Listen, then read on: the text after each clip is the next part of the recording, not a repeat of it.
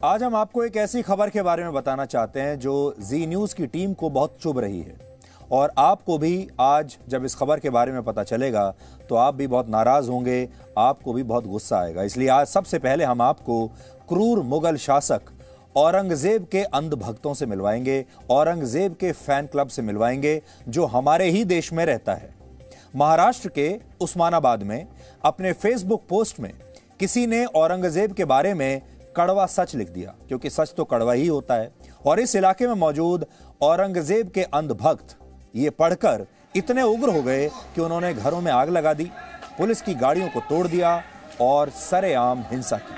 हैरानी की बात यह है कि भारत के मेन स्ट्रीम मीडिया ने इस खबर के बारे में या तो रिपोर्टिंग ही नहीं की या फिर इसे हिंसा की एक बहुत ही मामूली सी घटना बताकर छोड़ दिया, लेकिन सच आप तक आने नहीं दिया। ये खबर भारत के धर्मनिरपेक्ष चरित्र को खतरे में डालती है, ये खबर भारत के संविधान को खतरे में डालती है और ये खबर अभिव्यक्ति की आजादी को भी खतरे में डालती है।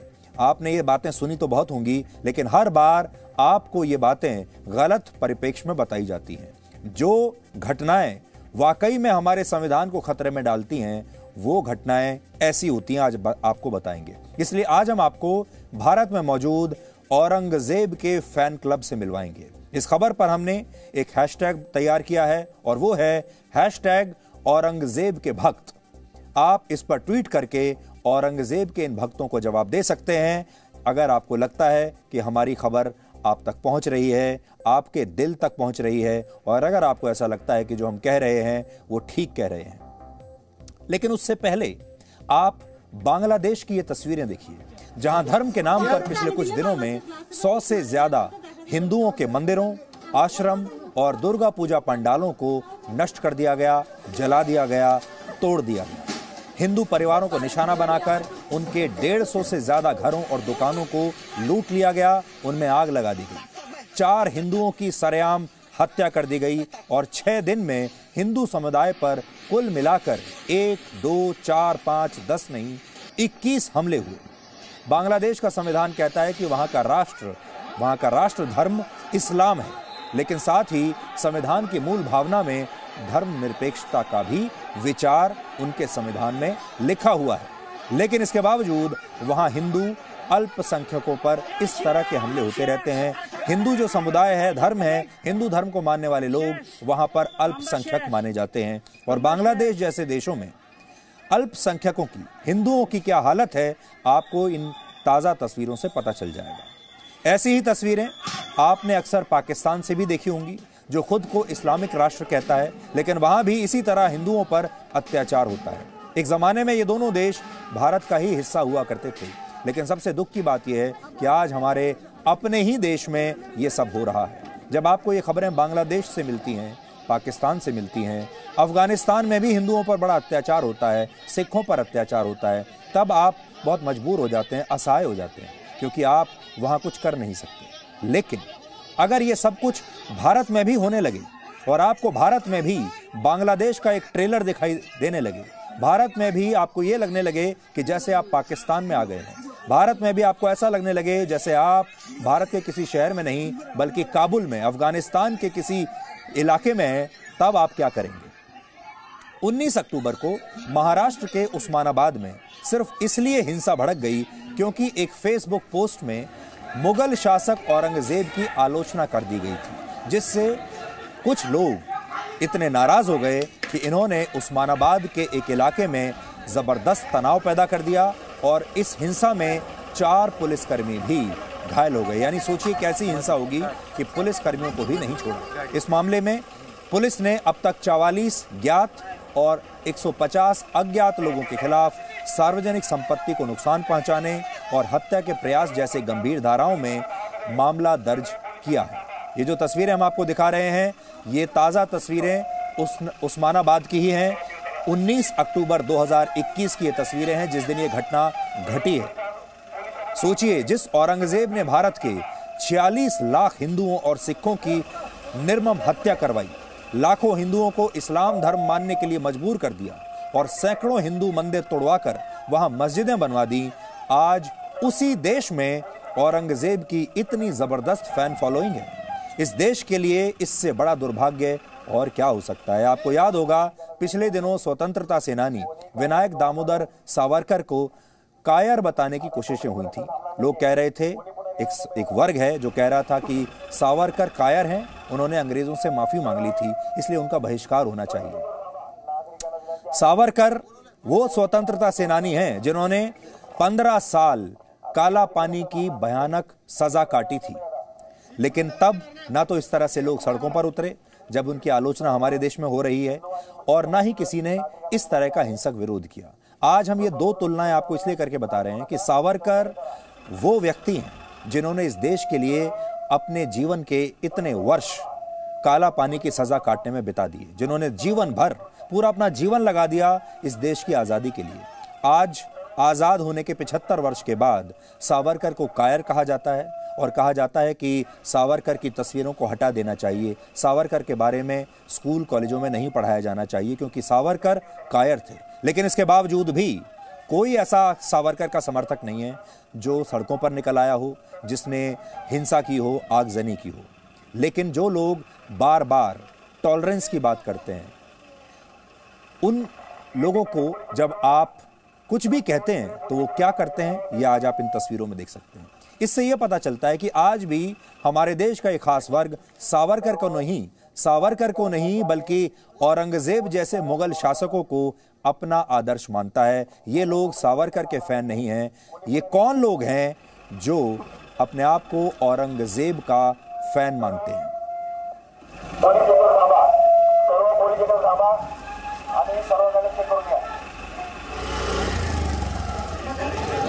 हेल्मेट घेतलं त्यांचं हेल्मेट घे कोणाच तरी पोलीसचं.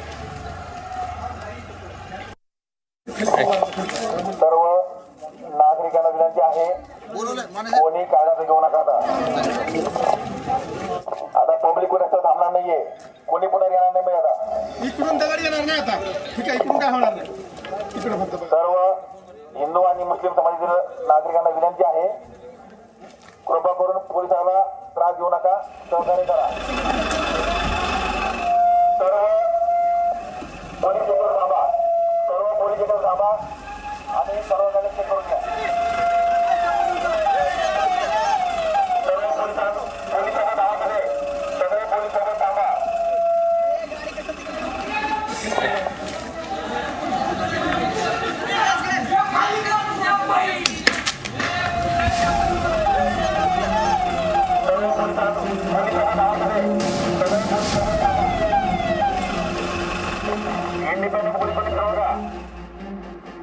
ने इनके ऊपर हमला किया, पुलिस के ऊपर।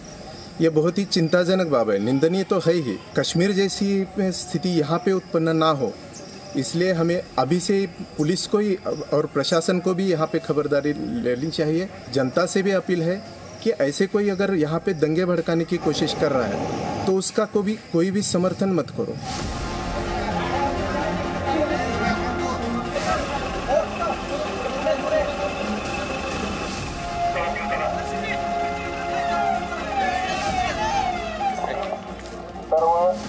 नागरिकांना विनंती आहे, कोणी कागद घेऊ नका. कृपा करून पोलिसांना त्रास देऊ नका, सहकार्य करा.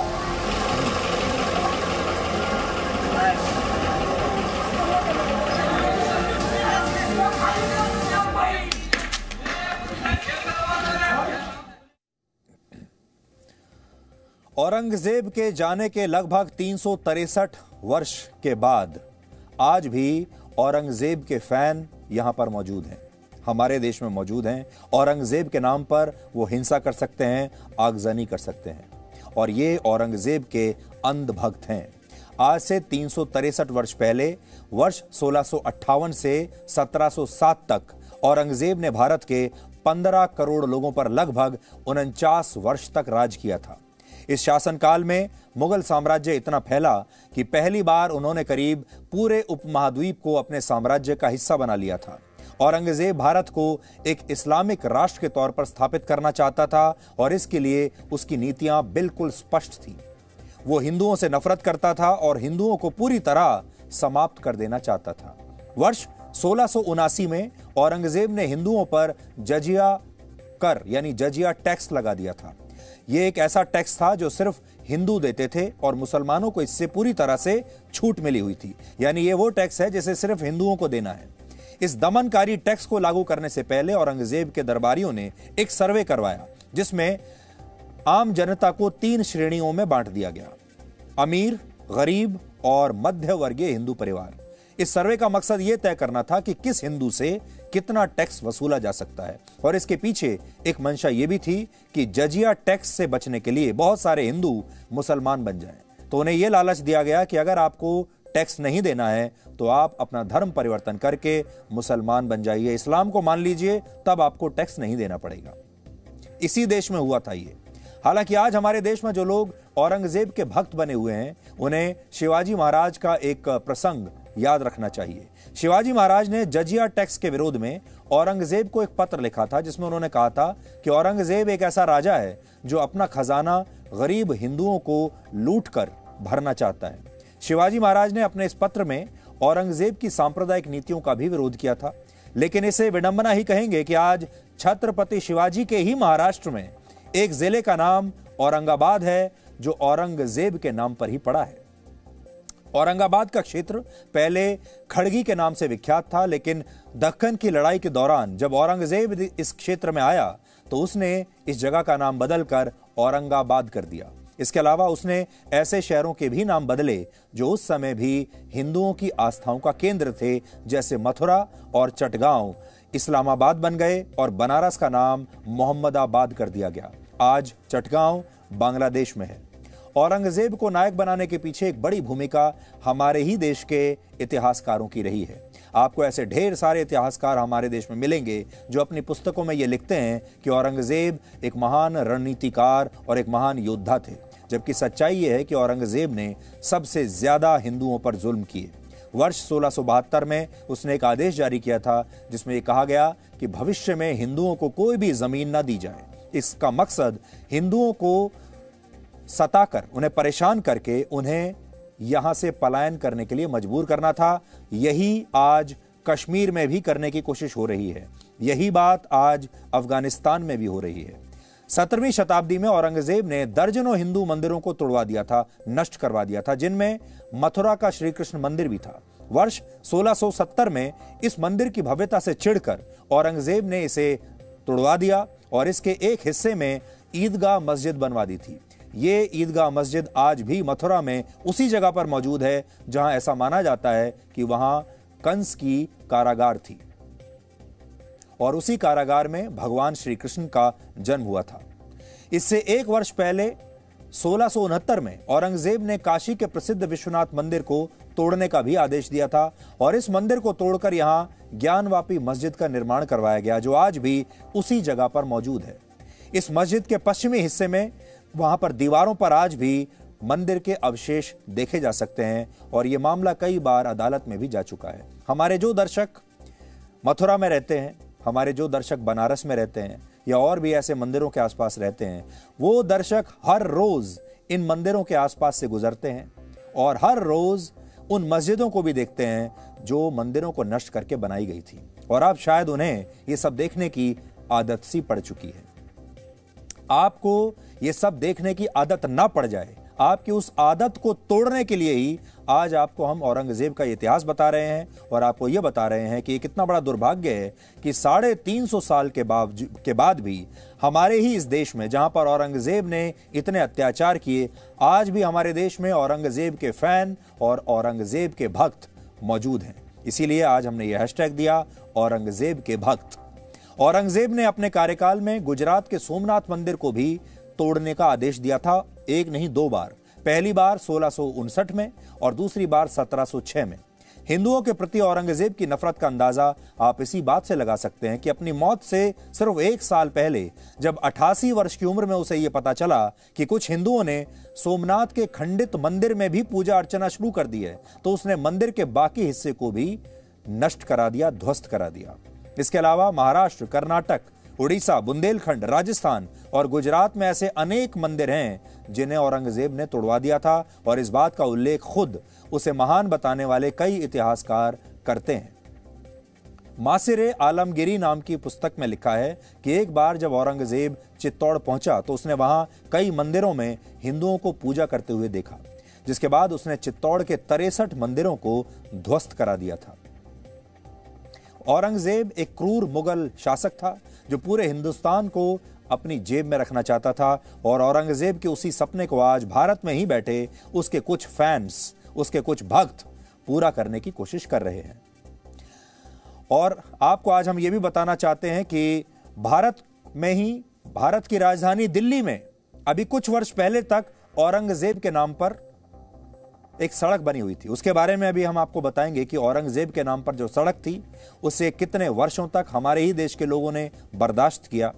और आज भी भारत की राजधानी दिल्ली में ऐसे कई जगह मिलेंगी, भारत में ऐसी कई जगह मिलेंगी जहां औरंगजेब के नाम पर या मुगलों के नाम पर सड़कों के नाम रखे हुए हैं। वहां पर ऐसी जगहें हैं, स्थान हैं, उनके नाम हैं। और ये आप इस समय तस्वीर देख रहे हैं, हम आपको एक बड़े स्क्रीन